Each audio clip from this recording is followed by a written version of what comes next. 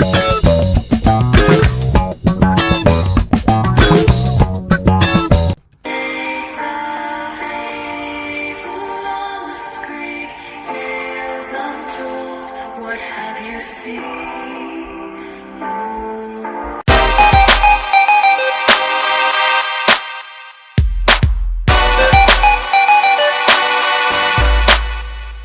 name for our subject matter today is folie à deux, or the madness of two if it's directly translated. Famous cases about this condition are the Pape sister or the Scissor sisters, but what if the state of mind is obvious in two people who are in love? Romantic love is one of the most exhilarating, confusing, and emotionally charged sensations a person could ever experience. We've all fallen head over heels in love with, for that moment at least, what you believe is the perfect match, the yin to your yang, the someone whose mere existence causes you to feel weak at the knees with a belly full of butterflies. Love can be intoxicating, magical, and even life-changing. When love is reciprocated, it can by far be one of the most incredible highs you will ever feel, while when it's not, the blow can leave you feeling almost physically ill. Love is so powerful that it often tints our perceptions of the world and the reality we live in. Love can turn cynics into dreamers, move mountains, and even change the course of history. The magnetic pull between two people is something man has been trying to encapsulate in poems, books, painting, and songs since the beginning of time, and frankly, about the ways of love we truly are none the wiser. What we do know mostly through hindsight is that every now and again two souls filled with the same lethal dosage of emotional dysfunction, erotic desire, and deviant outlet for raging endorphins will collide, and quickly a fantastic fairy tale can morph into a true crime story. If you have not guessed it by now, the topic of today's episode is a couple who killed. It's a fascinating and disturbing subject, and we hope that after listening to this case we carefully handpicked for you, we will all have a slightly better understanding of what dangerous dynamics can turn a cute couple into two cold-blooded killers. So, sit back, relax, and let me tell you a tale about love that fatally went wrong and how a bad match resulted in a killing spree. Once upon a time in the land of the maple tree, there lived a prince with golden hair, deep dimples, and a smile that could melt any mother's heart. Paul Kenneth Bernardo, born in Scarborough, Canada on the 27th of August, 1964, might not really been born from blue blood, but, by all accounts, he acted as if he did. His family is described as both affluent and dysfunctional.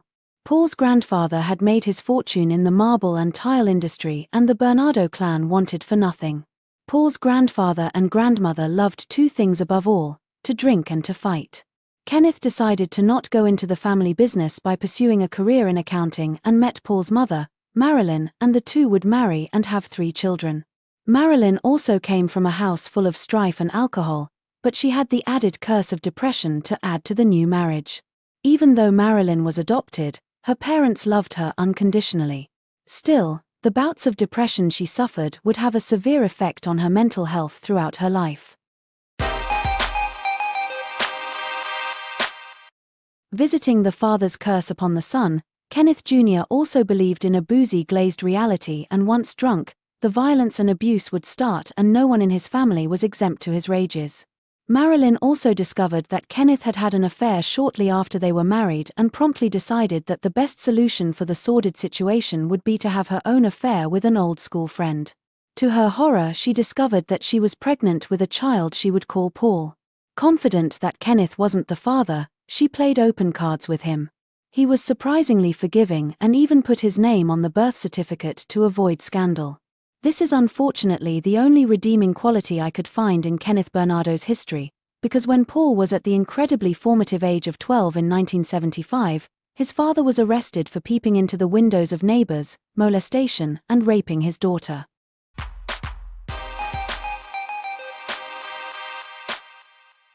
As if this list of criminal offenses is not enough to make Paul hate his parents even more, his mother reveals during a family row that Paul was illegitimate. I have no doubt that Paul lived a life of duplicity before this unwelcome revelation, but his behavior at home and the image he portrayed to the outside world radically differed from that point on. To the rest of the world, Paul was the little blue-eyed prince, adorable in his Boy Scout uniform and always ready to charm and please. At home, his violent rages started to escalate. He referred to Marilyn, who had completely withdrawn herself from everyone and moved into the basement, as a slob and whore. He also started to prowl the neighborhood, taking whatever opportunity presents itself to peep through the windows of unsuspecting potential victims. All these behavioral issues are documented as exactly the same as Ted Bundy and Gerhard Schieffer's actions during early development, including the fact that at the age of 16, they both found out that their parentage was not what they believed it to be.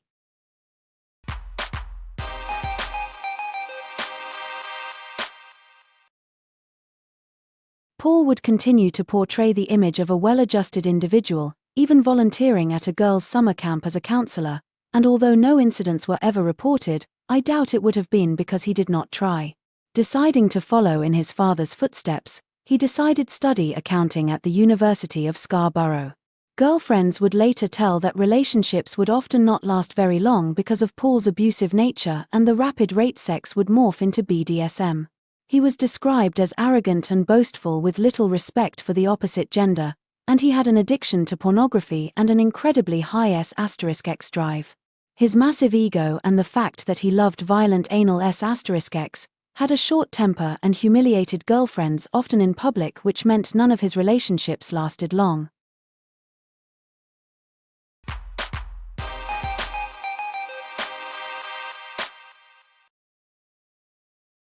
During the last year of his studies in 1987, he would meet the woman that would help him commit some of the most depraved crimes the country of Canada had ever seen. By the time he met Carla, in October 1987, he'd been assaulting women for 5 months, earning him the moniker the Scarborough Rapist. If I had to just list the ages and types of attacks without names, because they all survived, I found that even I became immune to the crimes he committed during his attacks. Paul would admit that he attacked as many as 30 girls and women during the period of 1987 to 1993. In Scarborough, he would only be linked to 9 attacks. Victims ranged in ages from 14 to middle age. Attacks happened at night and usually near a bus stop where he would wait in bushes and shrubs for his prey. Only once he broke into a teenager's room, but before he could do anything, she screamed, and her mother appeared in her doorway and Paul made his escape. This attack would unfortunately be blamed on another young man who would be convicted and only released once Paul was found guilty.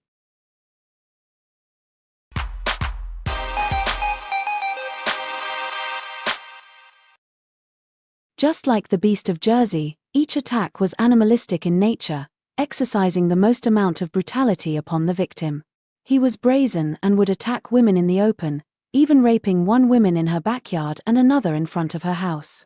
One woman teenager who managed to get away was stabbed in her thigh and buttocks as Paul chased her. Attacks could last anywhere between 5 minutes and 2 hours. He would beat them and humiliate them while sexually assaulting them, calling them whores and sluts. He would tell them he knows where they live and that he would be back, going so far as to take objects such as identification cards from his victims. Anal rape was one of Paul's favorite pastimes, and to add to the horror, he would insert his knife or even sticks and rocks into his victim's vagina. The ultimate terror would however come when, after raping a woman or a girl, he would tell her to close her eyes and count to 30 before she opens them, and then she can go. After counting, as she opened her eyes, Paul would pounce on her and resume the attack. As if rape is not already one of the most depraved and violent acts, the crime was amplified by the vicious and cruel nature.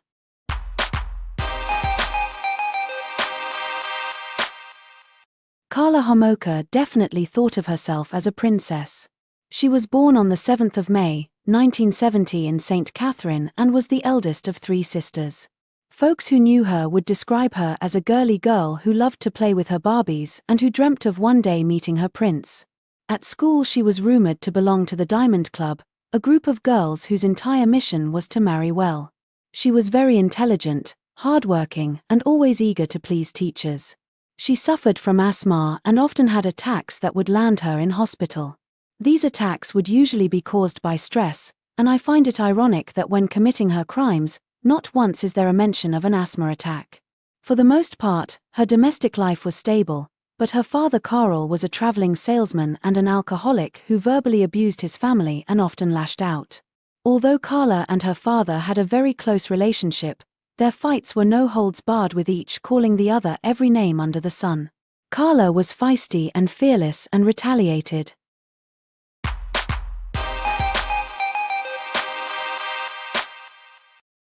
It was round about puberty Carla started to change. She changed her pink frilly dresses for gothic gear and became moodier and sullener. She developed an interest in the occult and true crime, which is often mentioned, but if that is an indicator of murderous intent, we are all in trouble. Friends would tell of sudden and radical mood shifts that could happen in the blink of an eye. Carla was rebellious and did not care what anyone thought, often provoking reactions with her behavior. She read a lot, had ambitions to go to university, and was seen as a perfectionist. Apart from an incident when she and a friend made a parachute from a pillowcase and threw a hamster out of a second-story window, everyone attests that she loved animals, even working at a pet shop and then later at a veterinary clinic.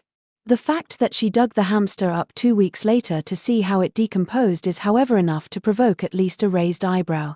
It was during a convention in Scarborough for pet shop owners that Paul Bernardo and Carla Homolka's paths would cross.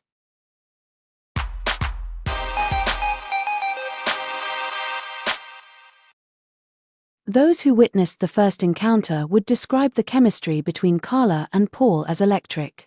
Carla was 17 and while at a pet store convention in Scarborough would meet the dashing 23-year-old man in a restaurant late one evening. The attraction was so intense that the two made others in their company uncomfortable with their inappropriate physical interaction, and within hours the two were bonking each other's brains out. The two quickly became obsessed with each other, and Paul would drive as often as 3 times a week all the way from Scarborough to St. Catherine. Carla's family absolutely adored him, calling him their weekend son. Even before he met Carla and long after they met, Paul would continue to attack victims. It was also round about the time he made the move from Scarborough to St. Catherine that the attacks in Scarborough stopped and a new series of attacks in his new suburb, St. Catherine, started. By now his sexual sadism was rooted in a firm foundation of belief that all women are whores, objects, and his hatred towards the female race would just grow and grow.